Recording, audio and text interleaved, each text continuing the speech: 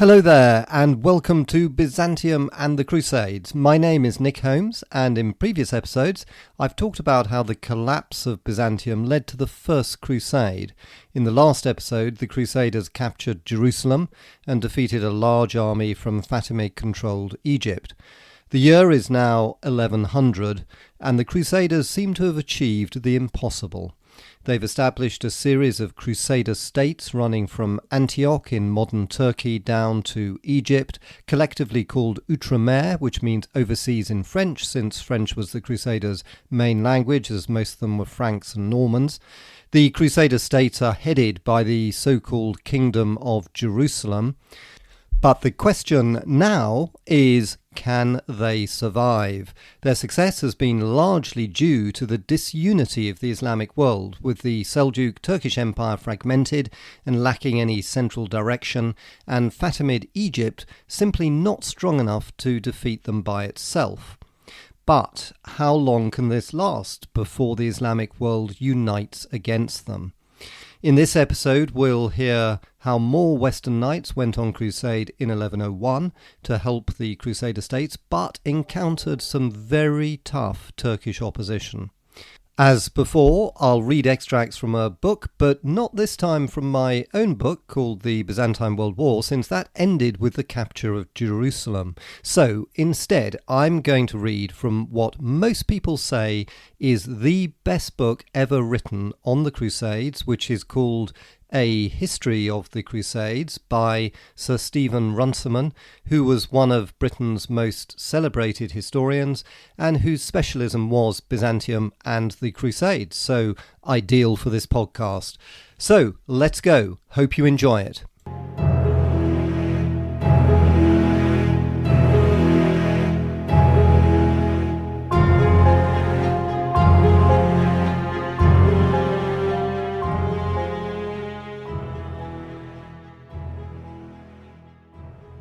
The news that the Christians had recovered Jerusalem reached Western Europe during the late summer of 1099. It was received with enthusiasm and rejoicing. Everywhere, chroniclers interrupted their story of local happenings to record the great instance of God's mercy. Pope Urban himself had died before he could learn of it, but his friends and helpers throughout the church praised God for the success of his policy. During the winter that followed, many of the crusading leaders returned home with their men.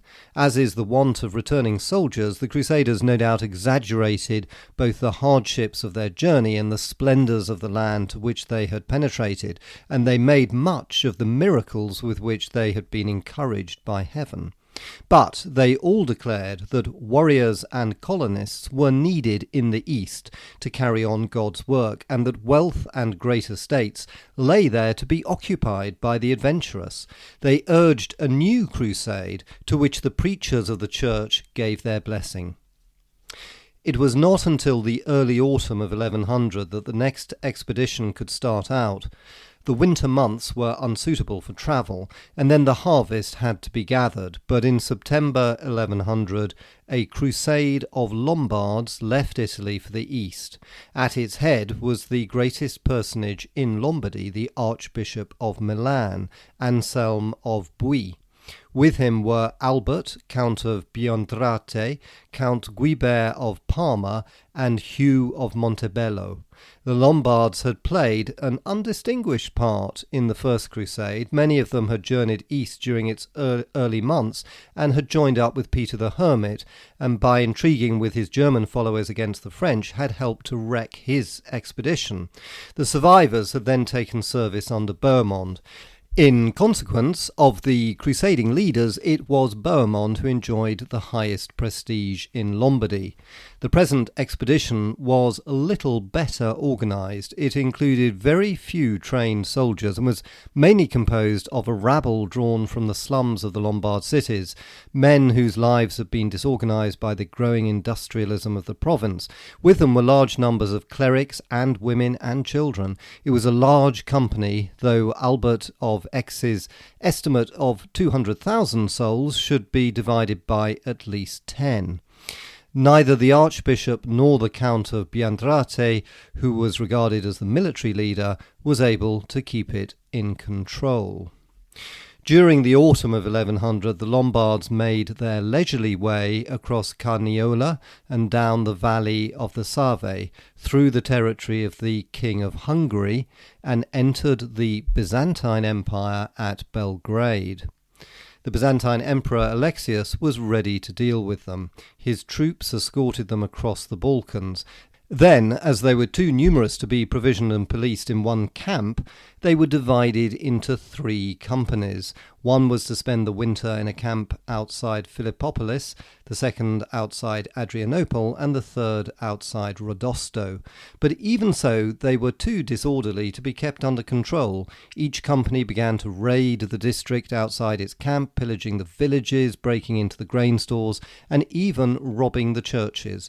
At last, in March, the emperor brought them all to a camp outside the walls of Constantinople, intending to transport them as soon as possible across into Asia.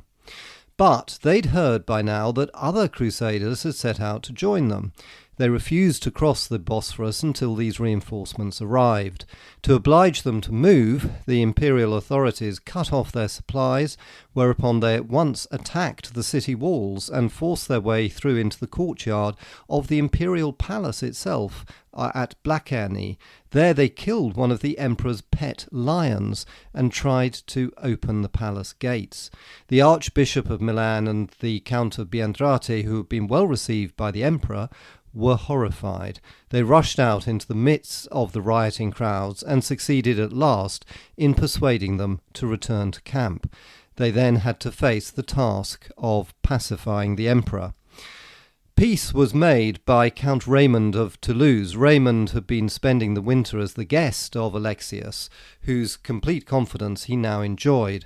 As the senior of all the crusading princes, the friend of Pope Urban and of Bishop Adhemar, he still had a great reputation. The Lombards listened to him, and on his advice they agreed to move across into Asia. By the end of April, they were established in a camp close to Nicomedia, where they awaited newcomers from the west. Stephen, Count of Blois, had never been allowed to forget his flight from Antioch in the First Crusade. He had not fulfilled his crusading vows, and he had shown cowardice in the face of the enemy. His wife, the Countess Adela, daughter of William the Conqueror, was deeply ashamed of him. Even in the private intimacy of their bedchamber, she would nag at him to go and redeem his reputation. He could not claim that he was needed at home, for his wife had always been the real ruler of the county. So, wearily and with foreboding, he set out again for the Holy Land in the spring of 1101. On the news of his expedition, many other French knights prepared to join him under the leadership of Stephen, Count of Burgundy, Hugh of Brie, Baldwin of Grandpré, and the Bishop of Soissons, Hugh of Pierrefonds. They travelled down through Italy and across the Adriatic and reached Constantinople about the beginning of May. At some point on their journey they were overtaken by a small German contingent under Conrad, constable to the Emperor Henry IV. The French Crusaders were delighted to find Raymond at Constantinople and were well satisfied by their reception by the Byzantine Emperor Alexius. Probably on the suggestion of Alexius, they decided that Raymond should command the whole expedition, and the Lombards acquiesced. During the last days of May, the whole army, Frenchmen, Germans, Lombards, some Byzantines under the general Tsitas, with whom were 500 Turkish mercenaries, probably Pecheneg, marched out from Nicomedia on the road to Dorylaeum. The object of the crusade was to reach the Holy Land, and on the way to reopen the route across Asia Minor, a secondary aim that had the Byzantine emperor's full support. Stephen of Blois therefore recommended that the army should follow the road taken by the First Crusade through Dorylaeum and Konya. Raymond, in conformity with the instructions given him by the Emperor Alexius, agreed with him, but the Lombards, who formed the vast majority of the army, held other views. Bohemond was their hero, the one warrior that they trusted to carry them to victory, and Bohemond lay captive in the Danish Mend Emir's castle of Nixar, far away to the northeast of Anatolia. They insisted that their first task must be to rescue Bohemond. Raymond and Stephen protested in vain. Raymond's jealousy of Bohemond was too well known, and for all his qualities, he'd never shown himself to be a forceful leader, while Stephen's influence was damaged by memories of his past cowardice.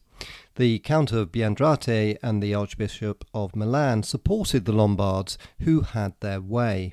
On leaving Nicomedia, the army turned east and took the road to Ankara. The country was largely held by the Byzantines, and the Crusaders were able to find food as they went.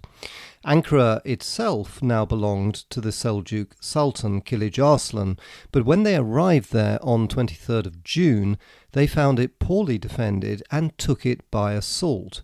Very correctly, they handed it over to representatives of the Byzantine Emperor. On leaving Ankara, the Crusaders took a track that led northeastwards to Gangra in southern Paphlagonia to join the main route to Amasya and to Nixar. On the way to Gangra, their troubles began. The Turkish Sultan Kilij Arslan retreated before them, devastating the country as he went so that they could find little to eat. Meanwhile, another Turkish emir, Malik Gazi, the Danish Mend, had been thoroughly alarmed. He hastened to renew his alliance with Kilij Arslan and induced another Seljuk emir, this time Ridwan of Aleppo, to send reinforcements up from the south. Early in July, the Crusaders reached Gangra, but the Seljuks were there in force. The fortress proved to be impregnable. After ravaging the countryside and taking what food they could find, the Crusaders were forced to move on.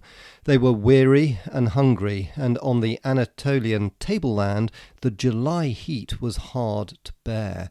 In their disappointment, they listened to Count Raymond, who advised that they should march northward to Kastamuni and from there to some Byzantine city on the Black Sea coast.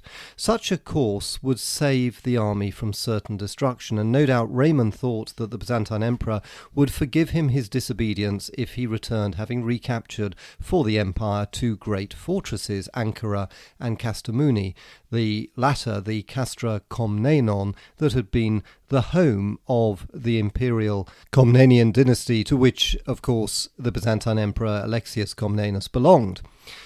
The journey to Kastamuni was slow and painful. Water was short, and the Turks had destroyed the crops. The Turks themselves moved quickly along parallel tracks, harassing the Crusaders sometimes in the vanguard and sometimes in the rearguard. They had not gone far before the advance guard, composed of several hundred Lombards, was suddenly attacked. The Lombard knights fled in panic, leaving the infantry to be massacred. It was with difficulty that Stephen of Burgundy was able to rally the vanguard and drive off the enemy. During the next days, Raymond, in command of the rearguard, was engaged in continual combat with the Turks. Soon, the army was obliged to move in a compact mass from which it was impossible to send out foraging parties or scouts.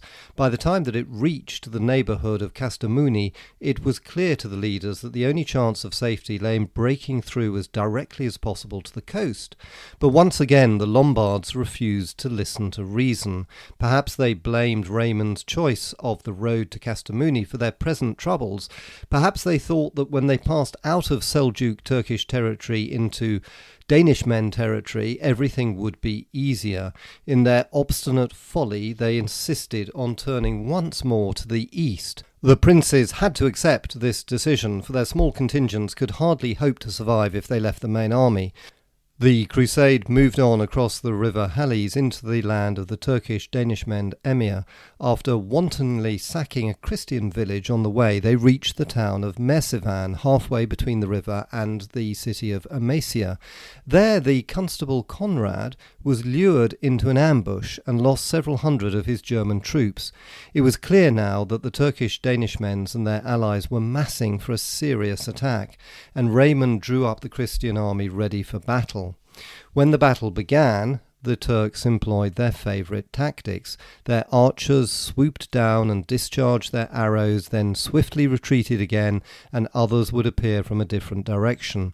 The Crusaders were never given the chance of a hand-to-hand combat in which their greater physical strength and better arms would have been of advantage. Before long, the Lombards' nerves gave out. With their leader, the Count of Biandrati, at their head, they fled in panic, leaving their women and their priests behind them. Soon, the Pecheneg mercenaries followed, seeing no reason to await certain death. Raymond, who was fighting with them, found himself deserted.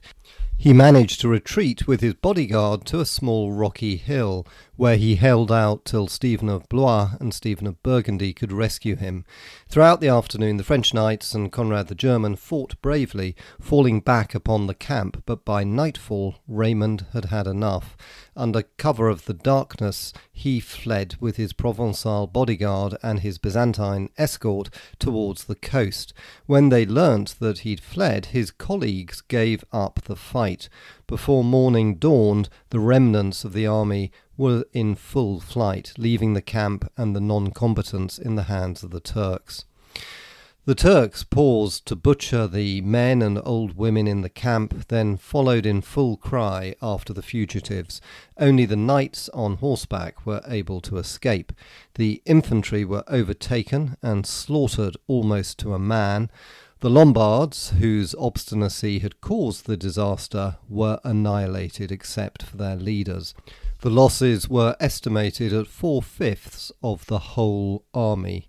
A vast amount of treasure and arms fell into Turkish hands, and the harems and slave markets of the east were filled by the younger women and children captured on that day. Raymond and his escort managed to reach the little Byzantine port of Bafra at the mouth of the river Halys. There they found a ship to take them to Constantinople. The other knights fought their way back across the river and arrived at the coast at Sinope. From there they travelled slowly by the coast road through Byzantine territory to the Bosphorus. They reassembled at Constantinople early in the autumn. Public opinion amongst the Crusaders, seeking to find a scapegoat, laid the blame for the disaster upon the Byzantines. Count Raymond, it was said, was obeying the emperor's instructions when he led the army out of its course to perish in a prearranged Turkish ambush. But in fact, the Byzantine Emperor Alexius was furious with Raymond and his colleagues. He received them politely but icily and made no secret of his displeasure.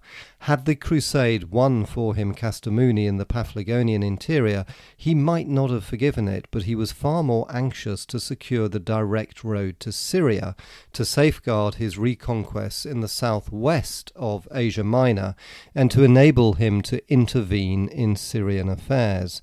Moreover, he had not wished to embroil himself in war with the Turkish Danishmend emir, with whom he'd opened negotiations to buy the person of Bohemond.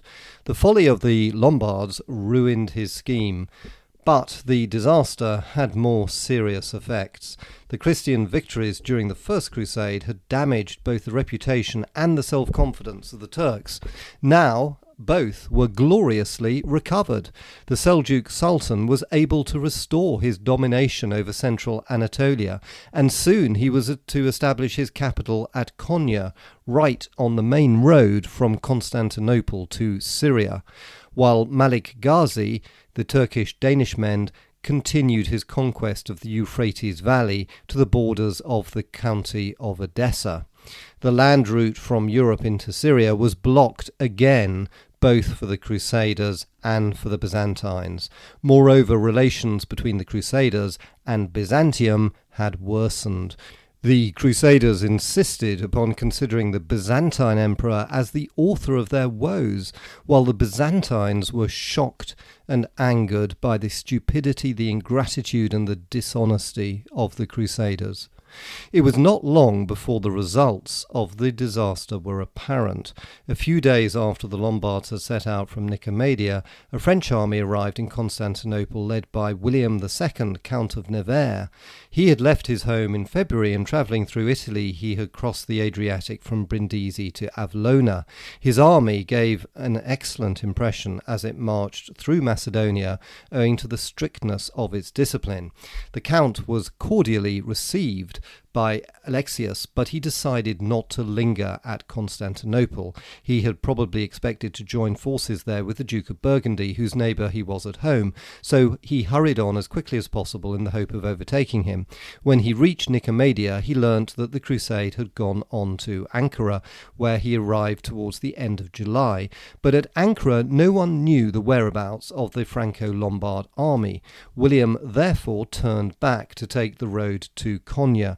In spite of the difficulties of the journey through country that had not recovered from the devastations at the time of the First Crusade, his army advanced in perfect order. Konya was now held by a strong Seljuk garrison, and William's attempts to take the city by assault was a failure. He realized that it would be unwise to delay there and moved on, but meanwhile the Turkish Sultan Kilij Arslan and the Turkish Emir Malik Gazi learnt of the appearance of this new enemy. Hot from their triumph over the Lombards, they hurried southward and reached Heraclea before him. The Crusader troops marched slowly eastward from Konya. Food was short, the wells by the road had been blocked by the Turks. As they approached Heraclea, weary and weakened, they were ambushed and surrounded by the whole Turkish army, which outnumbered them by far. After a short battle, their resistance was broken.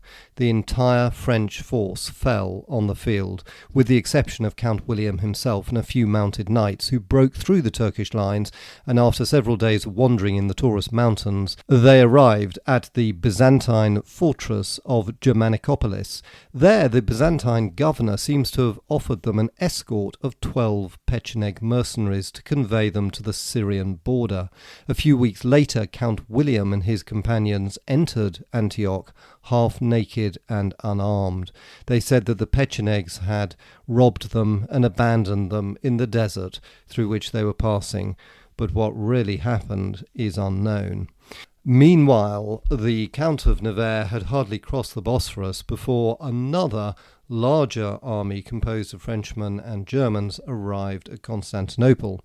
The French contingent was led by William IX, Duke of Aquitaine, who was the most famous troubadour of his time and who was politically the bitter rival of Raymond of Toulouse, for his wife, the Duchess Philippa, was the daughter of Raymond's elder brother and should have inherited his county.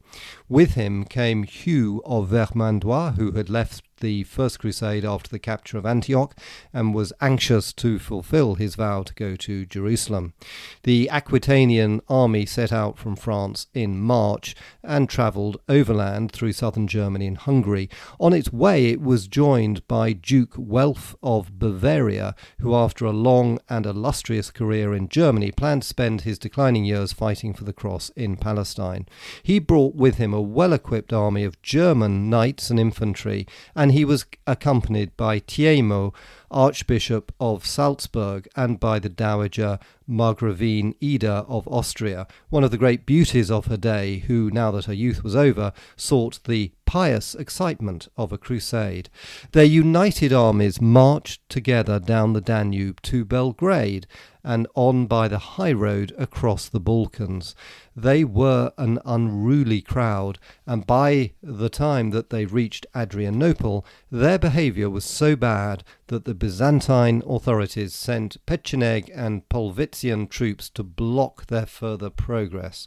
A regular battle began, and it was only when Dukes William and Welf intervened in person and guaranteed the future good conduct of their troops that they were allowed to proceed. A strong escort accompanied them to Constantinople. There they were cordially received by Alexius, who provided men to transport them as soon as possible across the Bosphorus. Some of the civilian pilgrims, including the historian Eckhard of Ora, took ship direct for Palestine, where they arrived after a 6-week voyage. The Crusaders found it very difficult to cross the Anatolian countryside. The small available supplies of food had already been taken, for which characteristically the Crusaders blamed the Byzantines. They found the wells dry or blocked, the cities were deserted, and the Crusaders became increasingly hungry and thirsty as they advanced through Anatolia. Turkish horsemen now appeared on their flank, firing arrows into their midst and cutting off foraging parties and stragglers. Early in September they entered Heraclea, which they found deserted as Konya had been. Just beyond the town flowed the river, one of the few Anatolian streams to flow abundantly throughout the summer. The Christian warriors, half mad from thirst, broke their ranks to rush to the welcoming water, but the Turkish army lay concealed in the thickets on the riverbanks. As the Crusaders surged on in disorder, the Turks sprang out on them and surrounded them. There was no time to reform ranks. Panic spread throughout the Christian army. Horsemen and infantry were mixed in a dreadful stampede, and as they stumbled in their attempt to flee, they were slaughtered by the enemy. The Duke of Aquitaine, followed by one of his grooms, cut his way out and rode into the mountains. After many days of wandering through the passes, he found his way to Tarsus. Hugh of Vermandois was badly wounded in the battle, but some of his men rescued him, and he too was able to reach Tarsus. But he was a dying man. His death took place on the 18th of October, and they buried him there in the Cathedral of St. Paul. He never fulfilled his vow to go to Jerusalem. Welf of Bavaria only escaped by throwing away all his armour. After several weeks he arrived with 2 or 3 attendants at Antioch. The 3 Crusades of the year 1101 had each of them come to a disastrous finish, and their disasters affected the whole story of the crusading movement. The Turks had avenged their defeat at Dorylaeum. They were not, after all, to be ejected from Anatolia. The road across the peninsula remained unsafe for Christian armies, Frankish or Byzantine. When the Byzantines wished later to intervene in Syria, they had to operate at the end of communication lines that were long and very vulnerable, while Frankish immigrants from the west were afraid to travel overland through Constantinople, except in vast armies. They could only come by sea, and few of them could afford the fare, and instead of the thousands of useful colonists that the year should have brought to Syria and Palestine, only a small number of quarrelsome leaders who had lost their armies and their reputations on the way penetrated through to the Frankish states, where there were already enough quarrelsome leaders. The Crusades had begun a new era, and one that was to be considerably less glorious than that of the First Crusade.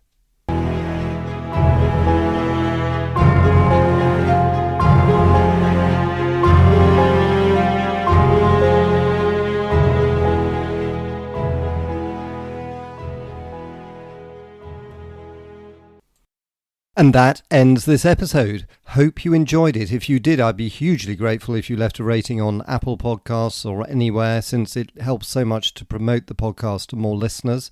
Thank you so much. And in the next episode, we'll hear more about how the Crusaders fared against what would become a rising tide of Islamic power.